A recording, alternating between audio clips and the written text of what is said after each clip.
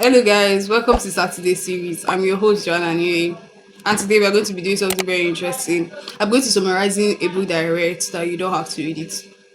The name of the book is Atomic Habits by James Clear. This book is like the most recommended self-help book that anybody will give you. Like if you just go to like your Google or any search engine and you say, "Oh, I want to start reading self-help books," what book will you recommend to me? I feel like Atomic Habits is the most recommended book, so I'm going to be telling you about it today. Yes, and know whether it's actually what they read or it's just overrated.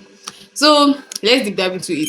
Atomic Habits is a book that talks about building systems instead of habits and how to break bad habits and build new habits. The book clearly explains just simple concepts that we tend to like over complexize, if that is a word. We tend to just make it complex, but the book just gives us like simple principles. First of all, the first thing I'm going to be talking about is tiny changes make big difference. I think I've said that before once when I was talking about the 1% rule, the marginal gains increase. That's actually a very good book to read. Atomic Habits is a very good book to read if you want to talk about, if you want to explain or know more about marginal gains and the marginal gains theory. So the 1% rule is very important. So that's what Atomic Habits talks about. You don't need to do today too much today and then nothing tomorrow. Just showing up every day is actually one of the best ways to build a habit, to successfully build a habit that will like permanently stay with you. The second thing that I learned from the book is that habits shape your identity. Instead of just saying, "Oh, I want to do this, I want to do that," like those New Year resolution that you have not done, instead of just focusing on just the goals, focus on the system. I will lift 1 kg every day, I will do this every day, instead of just saying, "Oh, I want to be a musician," or "I want to be a lawyer," or you just write it down and then you do absolutely nothing about it. Like I said before, I just feel like I'm still talking about marginal gains, but the process is the most important part. Like the process is what you should be like glamorizing more, even more than the result. So if you want to lose weight, instead of just saying, "Oh, I want to lose weight," you should focus more on what I'm going to be doing to lose weight. And I will get to the core of the book. That's the most I mean that's the like hardcore part of the book. It's going to talk about the 4 laws of behavior change. The 4 laws of behavior change are very simple. It's to make it attractive, make it easy, make it obvious, make it satisfying. That is the 4 laws that has to do with any habit or anything that we have to build.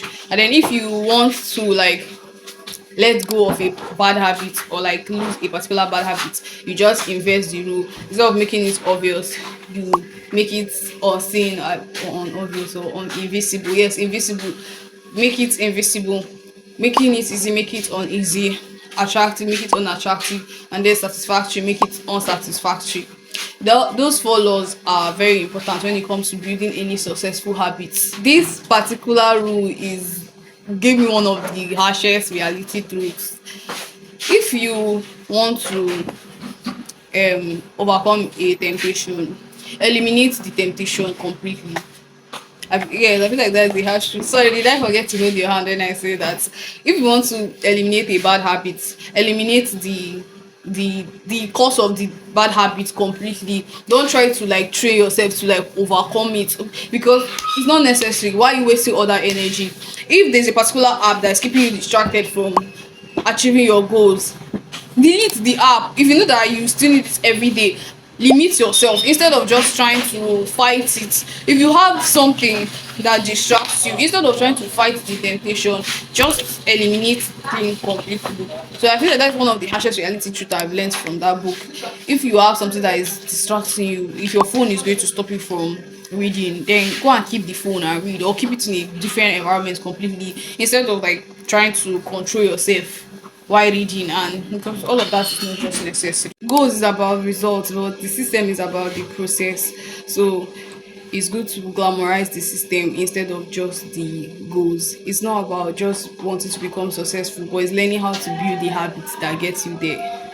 And then the fifth part of the book is the summary, which I'm going to give you. First of all, is that you don't rise to the level of your goals, you fall to the level of your systems. So you have to design your environment to make easy habits easier and bad habits harder.